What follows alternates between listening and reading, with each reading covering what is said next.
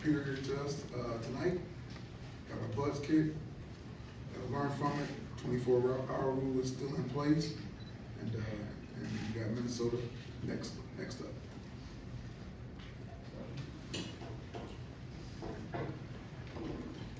Coach, I'll be brief. Before I ask my question, from where I sit, you got the toughest job in sports right now, not with the game, but to come in front of us to have to talk. So I think there's some courage and nobility in that.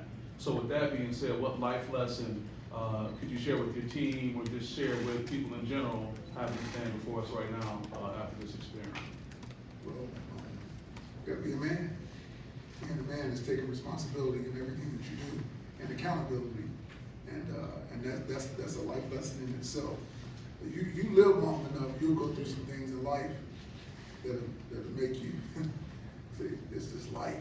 You know, all you can say is, "This life." You know, somebody asks, "What's wrong?" It's life, and so you never want to turn anything down. This too shall pass at some point in time, based on my faith. So I don't know when, but it will pass at some point in time, and I'm believing it. I'll never lose faith in that, and that's where we are right now. Matt. Harlan, obviously the report came out Thursday that you guys were told Wednesday about the signs in Michigan. I was wondering, how were you able to, how did you handle that? And, with a redshirt freshman making only his second career start, did that make it even more complicated for him to come in this game? I don't know if I would say complicated, but he was, as you saw earlier in the game, I might even mention it, he was going to the sideline, because it's something that our guys have done before with teams that do it within the game. There's some teams in our league that are pretty good at doing it, getting signals within the game, which is all part of it, which is legal, and we know that. But running to the sideline, getting the call, and then going back into the huddle, telling the guys, as opposed to just getting the signal, everybody getting the signal from the sideline. So there was a slight change, but that's not an excuse. That's not. I don't like excuses. We have to play better. We have to play better, and that's the goal. That's the goal, to start playing better and not beat ourselves.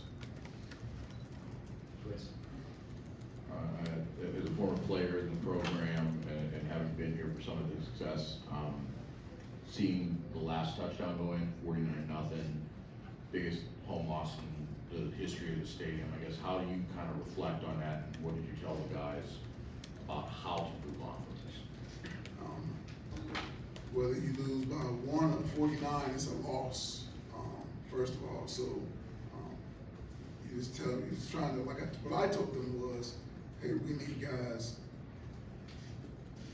Let me tell you what I told them. So I've been trying to make sure we stay together. That's been my number one thing. My number one thing since I've been put in this position.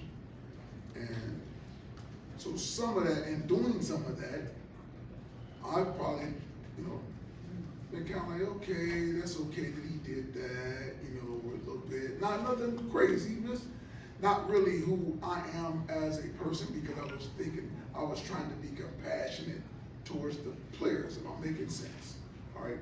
But I told him, I said, now I'm just gonna be me all the way. I told him, I said, I was trying to be compassionate. We've been through this now, we know what it is, we're in an adverse situation, and now we've had enough time to think about it and mull it over.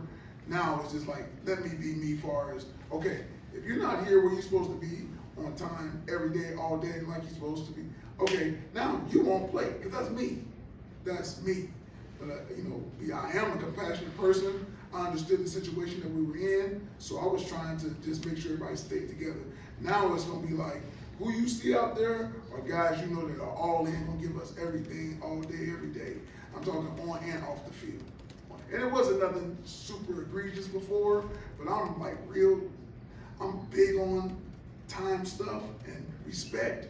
So, that's what's going to start showing up over these next several weeks. Coach, 11 penalties, over 100 penalty yards tonight. How much importance does that hold to you, and how do you plan to address that going forward? Very, very important. So it's like I told him, it's the second, I didn't know it was 11 again, but that's what it was versus Washington. So you can't play top 10 teams in the country and have 11 penalties. So I didn't know the exact same number. It's the exact same number against those guys. And you saw the results, almost very similar results. And so we got a ways to go to get to that, get to that level. But we played top 10 teams and had our worst penalty games. Can't do that. Can't beat ourselves. So still falling back to discipline. We had started getting better at those things, but we still got to continue to work on it, obviously. Back here, two things. One, along those lines, you had the legal formation penalty or whatever it was on the punt again. Was it the same situation? And how do you get that corrected so you're not re-kicking and losing yardage or more? Good question. That was a different guy. So last week was a guy within the line itself, and then this week was a guy out wide, a gunner type guy. They check with the ref. I gotta watch the film, so I don't wanna just say any old thing. But they in practice, we always check with the refs. We have refs at practice. They check with the ref and do all the things they're supposed to do. And then that's part of just being disciplined. And we just gotta continue to push that rim on our guys and doing the little things right. And can't continue to keep doing that. Secondly, you've got a couple more top 10 opponents and notable defenses on the schedule. I'm wondering how you figure out how to get enough juice out of your offense in the coming weeks and enough playmakers and whatnot. Well, we're gonna have to really study up what who's available for us, who our playmakers are, and try to get them the ball as much as possible, and in any kind of way. And because we do have some guys, some talented young men on the offensive side of the ball that can make some things happen. And so we just have to figure out what's best and what works best for us to be able to attack those different teams that we're gonna be facing coming up, and see if we can make some things happen. This team has gone through a lot of adversity this season, but is this just the lowest point yet? It might be. I got low. I thought it was low last week. When it was lower, So, but you got to shake it off and keep fighting. That's all I know. That's all I know. Got to shake it off and keep fighting. Second round. Go ahead. With Michigan's defense, what exactly made them so hard to score on this weekend? Well, like I said, going into the week, earlier in the week, they understand the defense. They understand where they're supposed to be, their assignments, and their coach will. And so when you're a sound, disciplined defense that's been coached well, and guys do what they've been coached to do, then you have a chance to be pretty good. And so that's who they are, and that's what they showed tonight.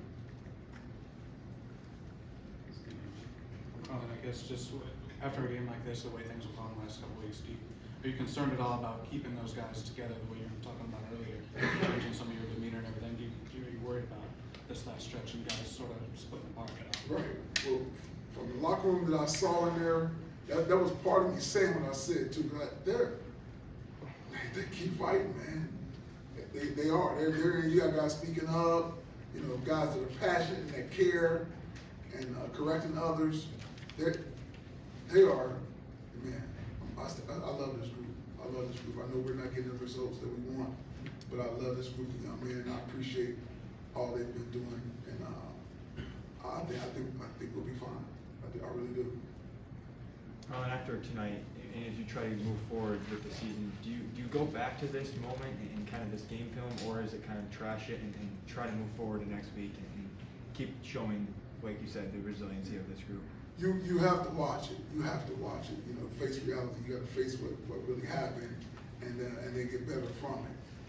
And know that is, like I said, still a 24-hour rule, but you want to learn from it, just like we watched last week's film, and try to get better from it, and look to finish out the season the right way, where we're not beating ourselves. Make others beat us. Make them really truly beat us. And then I can come up here and be like, oh, they beat us. We didn't help them beat us. And that's the goal right now, is to finish up these next 5 games without beating ourselves. The sign stealing allegations, how did you find out? Was it something you already knew about, and was the possibility of not playing this game ever real? I got a call Wednesday night from our athletic director, Alan Haller, and he had got a call from the Big Ten, and the Big Ten I got a call from the NCAA, from how I understand what happened, and that's when I found out. And it was talk of what, I was asked what could we possibly do to them, just that, matter what you think, and I said what I said, but I wasn't really expecting much to come from it, to be honest with you. At one time, somebody did mention possibly playing the game. I'm like, let's play the game. Let's play the game. It don't get you till it gets you. Just remember that. Harlan, how's Caden making this just a second career start? I was wondering what you thought about how he played overall against the #1 scoring defense in the country, and then also Sam being put in there, a true freshman, obviously in a tough spot when you're with Noah unavailable, I assume, still. Yeah, I mean, but those are guys that are getting better, and are good players. Sam and Caden. So I'm glad they were able to even get reps. And obviously Caden is a starter, but even Sam getting some reps tonight, I think that was good to that. Anytime you can get game reps, it's good. It's good. And so I'm glad Sam was able to get some. And Jake said, "Hey, I'm thinking about putting Sam in. What you think?" I said, "Well, let's go. Let's get him some reps." And so you never know when we may need them. So that's where we are. Last one there in the front row, Chris. Harlan, you mentioned about the need to refocus and all of that. I guess with this group and what they've been through, how do you, as the leader, recenter them? I mean, is there a way to come back from a game like this? Like, what is the way on that? Good question. Well, one of the ways, first of all, when talking to them and making sure they all understand that, hey, and I think they do, but you got to just say it again, because you asked how do you make sure they stay there. Understand how penalties and turnovers and not getting off the field on third down are things that you can't win football games if you're doing those things. And so you got to talk to them about it again, put heavy emphasis on it again, make sure they all truly understand, because you can feel the room. Everybody understands. Yes, we understand. Or if you're mumbling, then they don't truly understand. But yes, we understand. If there is mumbling, then you say, what is it that we don't understand about what we're doing wrong to get better? And then they express themselves.